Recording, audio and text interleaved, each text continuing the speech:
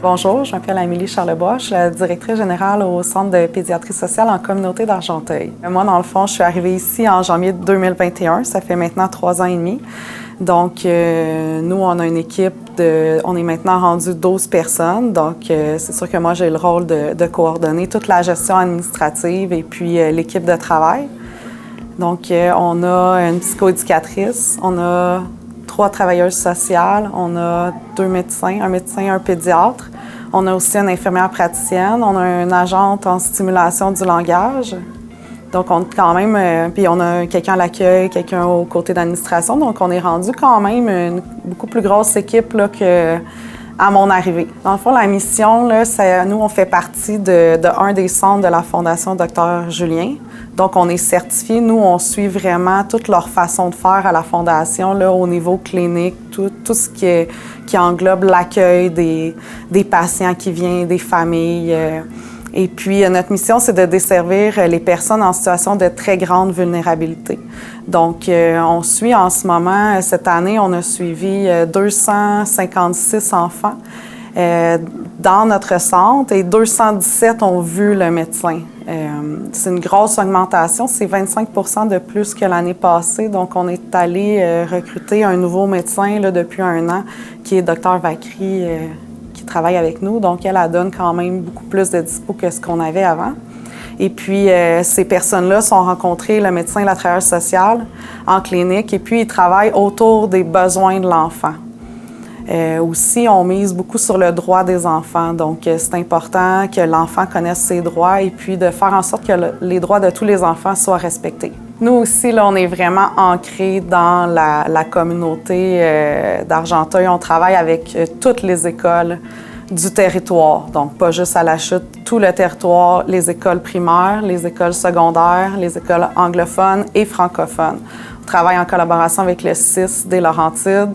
On travaille avec tous les partenaires du milieu communautaire. Donc, on est vraiment au cœur là, de tout ce qui se passe dans la vie de l'enfant. Donc, si on a besoin de parler, par exemple, en clinique, puis que l'important, c'est que le professeur d'école puisse expliquer comment ça se passe dans la classe, on invite le professeur de l'école, la famille, toutes les personnes significatives autour de l'enfant. Donc, nous, on est situé dans le parc Ayers. On est juste devant les HLM et juste à côté de l'école Oasis. Donc, quand même une grande partie de notre clientèle qui réside là, dans le quartier. Nous, c'est important pour nous de rester dans le quartier parce qu'après l'école, tous les jours, il y a une trentaine d'enfants suivis ici ou pas qui rentrent dans nos locaux, ils viennent dire bonjour, ils viennent chercher des collations, ils viennent faire leur petit tour. Et puis, dans les enfants suivis, il y en a qui vont faire les ateliers, là, soit des ateliers d'anxiété, soit de l'aide aux devoirs. Il y a des activités le mardi. Donc, on a vraiment un gros plateau là, d'activités qui sont offertes, mais toutes ces activités-là ne sont pas dans un but ludique. C'est vraiment de façon de travailler qu'est-ce que l'enfant a besoin de travailler dans son plan d'action là, qui a été déterminé avec lui-même, sa famille, le médecin, la travailleuse sociale. Et puis, pourquoi qu'on veut rester dans le quartier, c'est qu'on fait tellement de choses dans le quartier, comme l'été, on fait des barbecues toutes les semaines, on permet à toutes les familles de venir, de parler avec les travailleurs sociaux, mais on invite aussi nos partenaires, puis ça leur permet de voir les familles, de voir les enfants, puis la dynamique familiale, vraiment dans un autre milieu que dans un bureau au CIS ou, tu sais, à l'école, l'enfant, là, si ça va pas bien, c'est le fun aussi pour eux de les voir dans d'autres occasions. Je m'appelle Marie-Lou Charon, je suis psychoéducatrice depuis tout récemment. En tant que psychoéducatrice, c'est sûr que je fais différentes choses là, au centre de pédiatrie. Tout d'abord, on a les rencontres cliniques. Donc ça, c'est vraiment un travail d'équipe entre l'intervenante puis le médecin. On accueille la famille dans notre salle. On discute pour voir c'est quoi les stress toxiques que vit l'enfant, c'est quoi ses besoins aussi. On travaille avec le cercle protecteur de l'enfant. Donc ça, ce qui veut dire que c'est toutes les personnes significatives autour de lui. Fait que ça peut être les partenaires, le CLSC, les écoles, la grand-mère, la sœur, les amis, peu importe. Puis le but, c'est qu'on aille tous dans le même sens pour répondre à ses besoins. On veut aussi s'assurer pendant les cliniques que les droits des enfants sont respectés. Donc, je donne un exemple. L'enfant, il ne va pas à l'école depuis 3 mois. Bien, on va s'asseoir avec toutes les personnes qui gravitent autour de cet enfant-là, puis on va s'assurer de mettre un plan de match en action pour qu'ils puissent retourner à l'école rapidement, mais que ça se passe le mieux possible. Fait qu'un autre exemple par rapport aux droits, c'est qu'à chaque été, depuis récemment, là, depuis quelques années dans le fond, on a un événement qui s'appelle Ma rentrée en beauté. Fait qu'on offre du matériel scolaire aux enfants. On leur donne du linge aussi. On a des souliers qui sont complètement neufs de sport. Puis on leur donne du matériel scolaire. Donc ça leur permet de commencer l'année en ayant un sentiment de fierté, puis de se sentir plus motivé à retourner à l'école. Fait que c'est comme pour qu'ils soient un peu comme les autres, si je peux dire ça comme ça. Je fais les rencontres cliniques, mais je fais aussi des suivis individuels avec les enfants. Donc ça peut être la gestion des émotions, pour l'anxiété. Des fois, c'est les parents qui vont demander de l'aide pour mettre en place là, des routines. Donc, où l'enfant peut avoir des comportements qui s'apparentent à de l'opposition. Fait que moi, je peux accompagner les parents pour diminuer ça. Donc, je leur donne des stratégies. Mais c'est toujours pour l'enfant. Le fait aussi de rencontrer la famille pendant les cliniques, ça permet aussi de faire en sorte que c'est plus facile quand on commence le suivi individuel avec l'enfant parce qu'il nous a déjà vus, il a appris à nous connaître. Puis aussi le fait que le centre de pédiatrie se situe dans le quartier, on est proche de la plupart de nos familles, donc c'est facile d'accès pour eux. Des fois, il y en a qui n'ont pas d'auto ou c'est plus difficile de se déplacer, peu importe la raison. Fait que d'être ici, ça fait en sorte que c'est plus facile pour eux de venir, puis on crée ce lien-là plus facilement. Puis ça se pourrait qu'ils n'aient pas accès à certains services qui sont plus loin, mais ici, ça leur permet de pouvoir venir. Puis aussi, on les prend où ils sont rendus. Fait que, tu sais, c'est pas nous qui décident, toi, tu as besoin de ça, tu es rendu là dans ta vie. On va leur demander, toi, tu as besoin de quoi? Qu'est-ce que tu penses que tu as besoin de travailler? Puis on va les suivre là-dedans, on y va avec eux, puis on se lance dans cette aventure-là. Bien, moi, mon nom, c'est Chantal Vacry. Je suis médecin de famille, puis j'exerce ici la médecine, mais en équipe, avec l'équipe de pédiatrie sociale. Bien, quand un parent arrive, on va l'accueillir à la porte, l'ensemble de l'équipe. Ça veut dire qu'on ne reste pas assis, là, puis les laisser rentrer. On va vraiment aller les accueillir debout, ensemble. Puis après, bien, on commence l'entrevue, puis on travaille.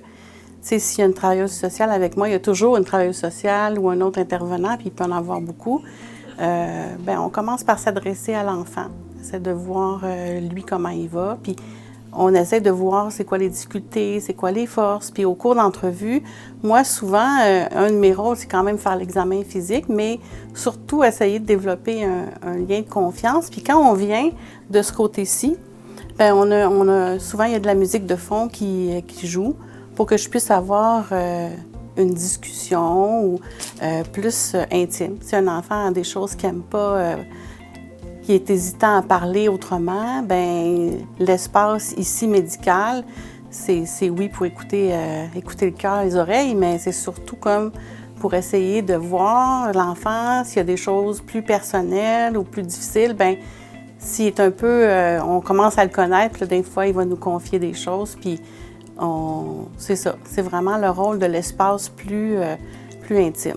L'accompagnement typique, c'est surtout l'apprivoisement. Il y a des enfants, puis l'important, c'est qu'il y ait de l'apprivoisement ou que l'enfant commence à se sentir à l'aise avec quelqu'un de l'équipe. Fait que ça peut être moi, mais ça peut être un autre intervenant. Ça, peu importe. C'est pas nécessaire que ce soit moi. Mais en fait, c'est de commencer à ce qu'ils nous fassent confiance. Parce que c'est des enfants qui sont très vulnérables, puis la confiance, c'est vraiment difficile. Il y en a pour qui ça va prendre plusieurs entrevues avant même qu'ils me regardent, là. Donc, il faut respecter le rythme. Puis, progressivement, on arrive. Puis aussi, bien, les parents. Les parents, ils sont dans des situations souvent difficiles. C'est souvent des survivants eux-mêmes. Donc, ici, ils expérimentent qu'on n'est pas dans le jugement, là. L'idée, c'est de voir c'est quoi les forces de l'enfant. On souligne tout le temps les forces, plus que souvent, les gens arrivent avec les problèmes, mais on tourne toujours ça du côté positif en premier. Puis on essaye, nous, on a tout, tu sais, on est comme tout ensemble pour essayer de comprendre qu'est-ce qui se passe. Puis l'enfant, c'est aussi celui qui va nous aider à établir c'est quoi qu'il veut.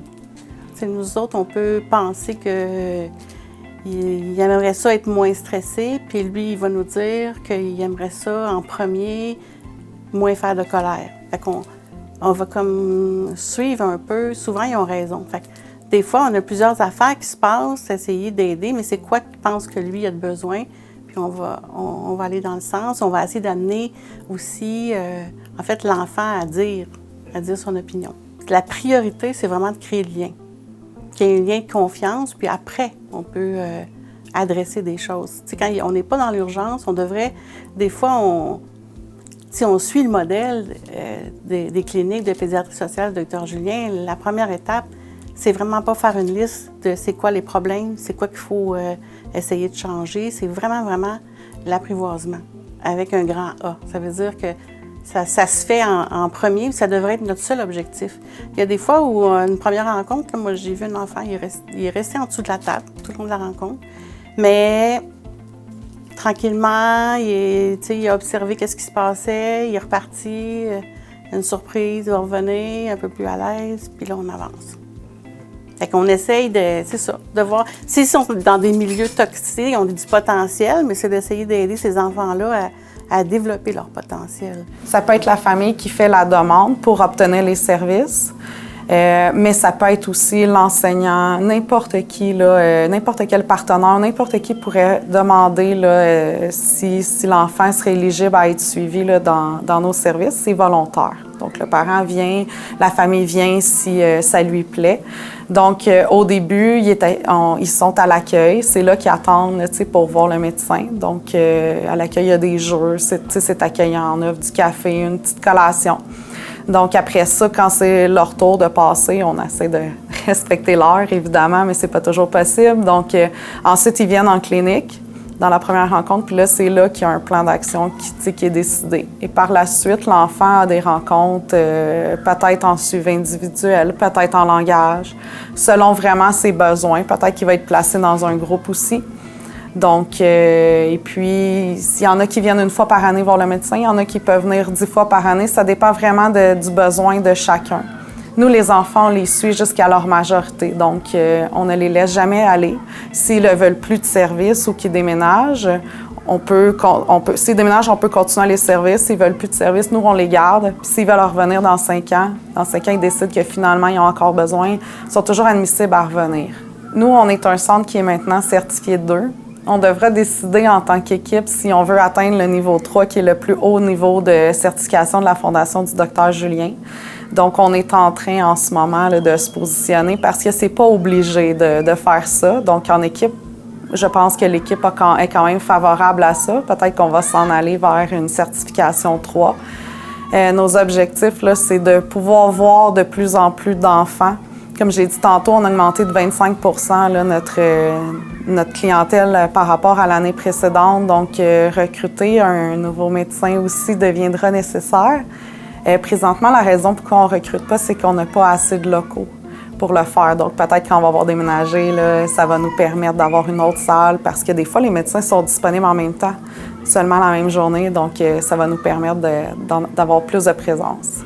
Le centre de pédiatrie, c'est comme un milieu de vie dans le fond. Fait que les enfants, ils viennent ici, oui, chercher des collations, mais ils viennent chercher une attention positive, ils viennent chercher des câlins, ils viennent chercher du réconfort. Fait qu'ils apprennent à nous connaître, ils savent on est où. Fait que des fois, ils sortent de l'école, ils s'en viennent ici juste pour passer un petit moment avec nous, puis ça leur fait du bien. Puis après ça, ils retournent à la maison.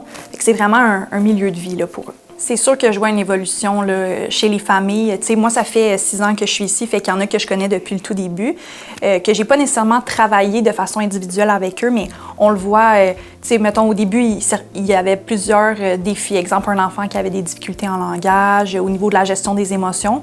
Puis là, on les revoit aujourd'hui, puis ils ont développé des stratégies, puis ils sont beaucoup plus en mesure de gérer leurs émotions. Le langage s'est développé. Les parents, ils ont développé des stratégies aussi, puis ils sont capables de mieux accompagner leurs enfants. Fait que ça, c'est des exemples, mais il y a toutes sortes de choses qui font en sorte que, oui, je vois vraiment une évolution. Si moi, je fais un suivi individuel avec un enfant, par exemple sur l'anxiété, bien, tu sais, je vais lui créer un petit duotang, puis on va traverser, tu sais, d'identifier les situations qui lui fait vivre du stress, les sensations physiques qu'il ressent. Tu sais, on va vraiment tout décortiquer ça. Puis, ben là, je vais lui sortir des techniques de respiration, toutes les stratégies qui existent. Je vais lui faire un beau montage, on va les pratiquer ensemble pour être sûr qu'il l'intègre puis qu'il ait le réflexe de les utiliser par la suite. Bien, c'est du volontariat. Nos services, ils sont volontaires. Fait que si la famille ne veut pas venir, bien, ils ne sont pas obligés, mais toutes les familles, le nombre de familles qu'on suit ici, c'est parce qu'ils veulent avoir cette aide-là. Puis ce qui est le fun, c'est que quand je les rencontre, on partage des stratégies, on discute, Bien, quand ils s'en vont, ils me regardent dans les yeux puis ils me disent « Merci, ça m'a fait du bien ». Puis je le sais que c'est sincère. Fait que quand ils s'en vont, je peux présumer que, bien, ils vivent un petit peu moins de stress pour aujourd'hui. Il y a un peu de pression qui s'est enlevée de leurs épaules. Ils se sentent soulagés. Ils vont passer une meilleure journée, peut-être, voire même une meilleure semaine, là, je sais pas. Mais je sais que ça a fait une différence dans leur journée. Puis c'est ça qui fait comme la différence dans mon travail parce que vu que c'est du volontaire, je sais qu'ils ont envie d'être là puis d'avoir cette aide-là puis ils sont reconnaissants. Fait que ça fait vraiment toute la différence. Mon nom, c'est Martin Lahaye. Je viens ici, ça fait déjà 3 ans. Puis, je suis résident de La Chute. Si je me souviens bien, c'était une travailleuse sociale d'Agirto qui nous en avait parlé pour pouvoir avoir un petit peu plus d'aide pour ma plus jeune, qui avait déjà des troubles de comportement à l'école. Fait que on a fait un essai.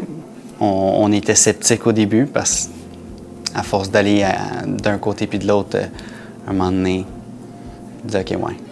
Mais on est venu ici puis c'était bien, on était bien accueillis puis l'aide qu'ils nous ont apportée pour ma fille, ça a été super.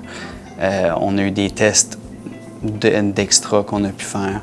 Fait que là, depuis cette année, elle a réussi à rentrer dans une classe spécialisée pour elle. Fait que ça fait du bien. Puis ma plus vieille aussi, elle vient ici. Pareil, même si elle n'a aucun diagnostic, mais au moins comme ça, les deux sont pris en charge, vu que présentement, ils n'ont pas de médecin de famille. Moi, je m'appelle Jessica Saint-Denis et puis je viens à la pédiatrie depuis leur ouverture. Et ça va bien. Je veux dire, j'ai plusieurs services. J'ai de l'aide, que ce soit un accompagnement pour les enfants avec leurs difficultés, que ce soit le langage, que ce soit pour les sports. J'ai beaucoup d'aide. Et c'est comme une famille. C'est mon filet de sécurité. J'ai vu une belle évolution des deux. Autant elle avec l'équipe d'ici qu'avec les gens de l'extérieur. Elle va être un petit peu plus ouverte. Auparavant, elle était très, très craintive. Puis parfois, sa crainte pouvait virer en violence. Mais maintenant, elle va rire. Elle va vraiment réussir à aller parler. Puis c'est vraiment mieux, ce côté-là. Je trouve que ça fait une stabilité avec les enfants. Bien, ça nous maintient occupés, puis on ne pense pas à faire des mauvais coups, les enfants. C'est une façon pour être dans le droit chemin aussi. Ils nous montrent une autre façon de vivre. Les enfants, maintenant, Loane, il est capable de parler, on est capable de comprendre, on peut avoir des services avec le médecin. Avec son développement, ça va beaucoup mieux depuis qu'on est... Bien, vu qu'on est ici. L'écoute de toute l'équipe est vraiment super, qui ont réussi à m'aider beaucoup pour m'outiller, puis pour aussi des fois me faire voir les problèmes des filles d'un autre angle. Ils sont toujours là pour autant m'écouter moi qu'écouter les filles. Comme on a vécu une séparation récemment, fait que les filles ont trouvé ça très difficile. Puis ils ont pu en parler avec les membres de l'équipe, puis ils ont été très, très, très bien reçus. Depuis les derniers mois, on a une très grande demande d'aide alimentaire. C'est pas tout le monde qui peut aller au centre d'entraide là, chercher des paniers pour toutes sortes de raisons, soit qu'ils sont pas disponibles à ce moment-là dans la journée, soit qu'il y en a qui n'ont pas de véhicule pour se déplacer, il y en a qui sont pas éligibles parce qu'ils ont fait trop d'argent l'année passée. Donc, nous, on a une montée assez importante des demandes d'aide alimentaire. Nous, on est capable de donner de la nourriture. Des fois, on en a qu'on peut donner, qu'on reçoit. Donc, on le fait, mais nous, c'est pas suffisant ce qu'on a. Puis les collations après l'école, on sait que des fois, les enfants, ils n'ont pas de dîner. Donc, quand ils arrivent, là, c'est nouveau qu'on est obligé de limiter les collations qu'on leur donne parce qu'avant, tu sais, s'ils mangeaient 5 collations, on leur en donnait 5. Mais là, maintenant, on peut plus se permettre de faire ça. Mais on a du bénévolat. C'est surtout dans des événements, comme la Guignolée, toujours une 50aine, 60aine de bénévoles. Les biscuits sourires aussi, ça, c'est vraiment populaire. Les gens, ils aiment ça, aller faire les sourires et la livraison. On a une friperie qu'on a temporairement fermée le temps qu'on se relocalise. Donc, j'avais 3 bénévoles, là, même, je pense, 400. On était rendu à 5 qui venaient chaque semaine prendre les dons de vêtements puis les classer. Mais là, présentement, là, on a mis ça sur pause. Sinon, j'ai une bénévole qui fait l'aide aux devoirs les lundis, les mercredis. Donc, on est quand même choyés d'avoir des bénévoles, mais tu sais, on n'en a pas besoin au quotidien, mais il y a des situations dans lesquelles c'est vraiment nécessaire leur travail. Nous, on ne pourrait pas, par exemple, libérer un employé de plus pour l'aide aux devoirs, mais notre bénévole, elle le fait, puis elle le fait très bien. Mais sinon, comme on ne pourrait pas fonctionner, tu sais. Comme par exemple, cet été, on a ma rentrée en beauté. Ce qu'on va faire, c'est qu'on va donner des sacs à dos, du matériel scolaire à tous les enfants, probablement des manteaux d'hiver. Là, je suis en attente de savoir si on va les avoir cette année, des souliers de course. Mais nous, on n'est pas assez d'employés là, pour faire ça. Puis toutes nos fêtes de quartier comme ça qu'on fait, on a toujours nos fidèles bénévoles, là, ils montent leur table, leur kiosque, c'est tous eux qui s'occupent vraiment de donner du linge, de donner les sacs à dos, tout le matériel scolaire. Donc, sans eux, on ne pourrait jamais tenir ces fêtes-là. Puis en plus, on a des coiffeuses qui viennent bénévolement. On a toutes sortes de personnes qui viennent donner de leur temps à chaque semaine. Ce que j'aime beaucoup en pédiatrie sociale, ce qui fait une grosse différence aussi, c'est la flexibilité qu'on a, moi spécifiquement dans mes interventions, parce que, tu sais, on n'a pas un cadre qui nous limite à certaines interventions. Des fois, de rencontrer un enfant à un bureau, on se regarde dans le blanc des yeux, ça peut être super intimidant pour lui, ça augmente l'anxiété, puis il est moins disponible aux apprentissages. Moi, je veux que l'enfant se sente, ou le parent se sente confortable, à l'aise, puis ça, c'est ma job de le rendre bien pendant notre rencontre. Fait que la flexibilité que le centre de pédiatrie offre, c'est que je peux faire n'importe quelle activité que l'enfant aime. Fait que je vais répondre à mon objectif, mais en faisant en sorte que ce soit agréable, puis ça diminue son stress. Fait qu'on favorise vraiment les apprentissages.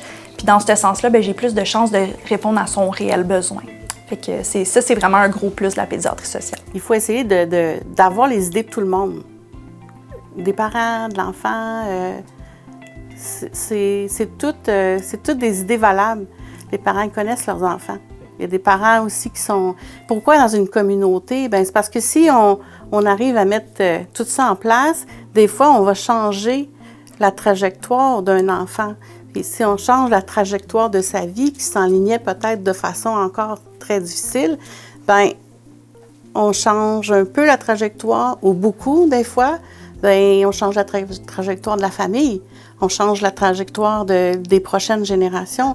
Fait que ces gens-là peuvent revenir puis se sentir bien dans ce milieu-ci, puis être encore plus capable d'aider.